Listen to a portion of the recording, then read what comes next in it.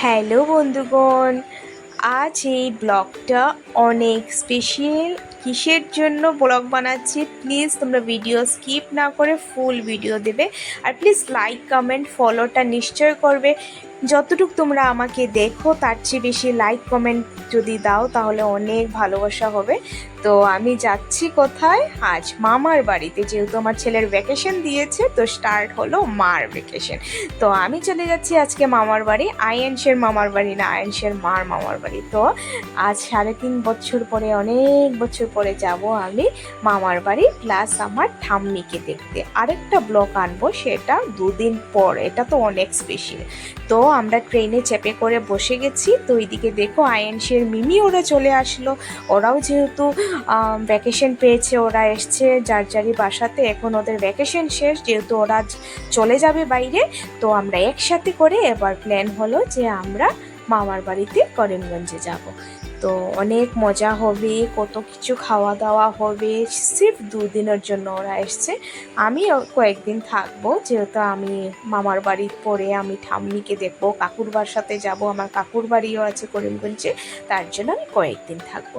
তো দেখো কি সুন্দর, আর এত ফ্লাড হয়েছে, জলটাও তোমাদেরকে দেখাচ্ছি। ওইদিকে আমার আয়ান সে তো মিশে গেছে আমার কাজিনদের সাথে, মানে ওর মিমি মামার সাথে, দিদার সাথে। তো ওইদিকে দেখো ফুলমণিও ওনার বাবার বাড়ি দেখছে। সবারই মনে পড়ে যখন বাবার বাড়ি ক্রস হয়ে যায়, কত কিছু মনে পড়ে। তারপর আমরা করিমগঞ্জ স্টেশনে চলে আসলাম। করিমগঞ্জ স্টেশন থেকে বেশি দূর না, লঙ্গাই। তো চট করে লঙ্গাই চলে আসলাম। দেখো এখন আমরা ট্রেন থেকে নেমে গেছি। নেমে এত সুন্দর সেই দুপুর টাইমের ভিউ, কি সুন্দর। তো আমরা নেমেও মোটামুটি একদম সামনে স্টেশনের বাসা। তো ঘরে ঢুকার আগেই দেখে নাও আমাদের একটা কি কিউট একটা ডগি আছে, তো তোমাদের সাথে মিট করছি। তারপর আমরা চলে গেলাম ভিতরে। ভিতরে গিয়ে মামিকে দেখলাম, মামিকে দেখে ব্যাগ টেক রেখে আমরা ফ্রেশ হয়ে গেলাম।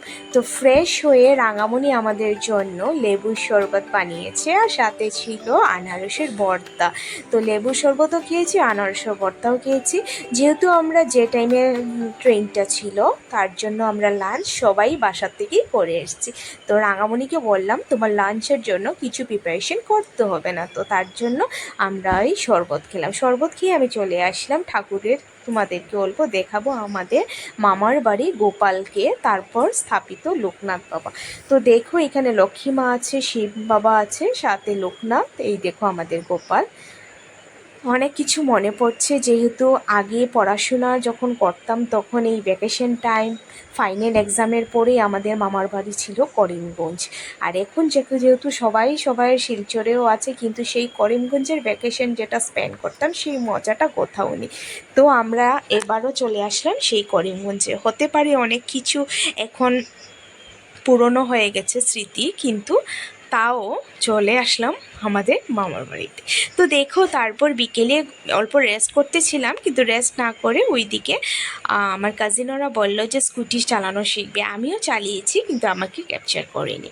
কিন্তু আমার কাজিন বোন, ওর ভাই ওকে শিখিয়েছে। এদিকে দেখো মাংকিও চলে আসলো, মাংকিও তোমাদেরকে দেখিয়ে দিচ্ছি। অনেক বাদর আছে সত্যি এখানে। তো আমার বোন দেখো কি, মানে ও ভয় পাচ্ছে তাও চালাচ্ছিল। তারপর ওদের চালানোর পর আমার আয়ান সব স্কুটিতে চেপে করে ওরা অল্প ঘুরে টুরে আসলো। ঘুরে টুরে আসার পর আমি আবার চলে আসলাম আমার ছোট্ট মামার ঘরে। আর ছোট্ট মামা নেই, কিন্তু ছোট্ট মামার ওনারও 2 মেয়ে আছে। কিন্তু ভিতরে গিয়ে দেখি ছোট মেয়ে তো আমাদের সাথেই ছিল, বড় মেয়ে উনি ঘুমিয়েছিল। তো ওনাকে না বলে আমি দরজা খুলে ভিতরে ঢুকে ওকে আমি ব্লক করে নিয়েছি। তো ও সাডেনলি আমাকে দেখে স্ট্রেঞ্জ হয়ে গেল। তো তারপর আমাদের গপশপ আড্ডা টাড্ডা হলো মামির ঘরে। তো তারপর আমরা কি করলাম, বসে বসে চুপচাপ আবার আমি ভিডিও করে নিলাম। কিন্তু ওইখানে একটা প্ল্যান হয়েছিল যে বিকেলে আমরা সবাই আউটিং হব, কিন্তু সাডেনলি প্ল্যান ক্যান্সেল। কারণ আমার রাঙামণি আমাদের জন্য ম্যাগি বানিয়েছে। তো যেহেতু ম্যাগি বানাবে বলে মামি অলমোস্ট রেডি করে নিয়েছে, তো এখন বলা যায় না যে আমরা বাইরে গিয়ে কিছু খাবো। তো আমি বললাম তোরা আস্তে আস্তে আয়, আমি আয়েশকে নিয়ে চলে যাই, কারণ লাঞ্চটা অনেক আগে বাড়ি থেকে করে এসেছি, এখন পুরো টাইম হয়ে গেছে খিদের জন্য। তো আমি চলে গেলাম রাঙামণির বাসাতে। সন্ধ্যা হয়েছিল, ওই সময় সন্ধ্যা দিয়েছে। সন্ধ্যা দেওয়ার পর মামি আবার বানিয়ে নিল ম্যাগি। তো ম্যাগি বানানোর জন্য একদম সিম্পল যা যা দিয়েছে আমি সেটা শো করবো। এর মধ্যে দেখিনি এটা আমার দিম্মার বিছনা। আজ দিম্মা নেই, কিন্তু দিম্মার ফটোটা ওনার বিছানার সামনে আছে। তো তারপর আমি চলে গেলাম কিচেন রুমে আমার ফুলমণি প্রসাদ নিয়ে এসেছিলো বিপত্তারিণী, তো এখন সার্ভ করলো আমার জন্য প্রথমেই। তো আমি তোমাদের জন্য দেখাচ্ছি কি কি খাচ্ছি। দেখো ফুলমণি সব সার্ভ করছে, ওইদিকে আমার বোন সবার জন্য চা বানাচ্ছে, আর ওইদিকে আমিষ চুলায় আমার মামি আমাদের জন্য ম্যাগি বানাচ্ছে। আমরা অনেক কিছু দিয়ে যখন কিছু রান্না করি তখনই স্বাদ হয়, তাই না? কিন্তু যাদের হাত অনেক স্বাদের তারা কিন্তু আলু দিয়ে সিম্পল ম্যাগি বানিয়েছে উইদাউট ডিম ছাড়া, যেহেতু আমরা বলছি ডিম দেবে না।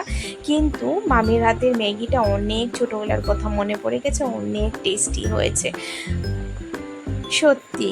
মামি ওদের হাতে জাদু আছে।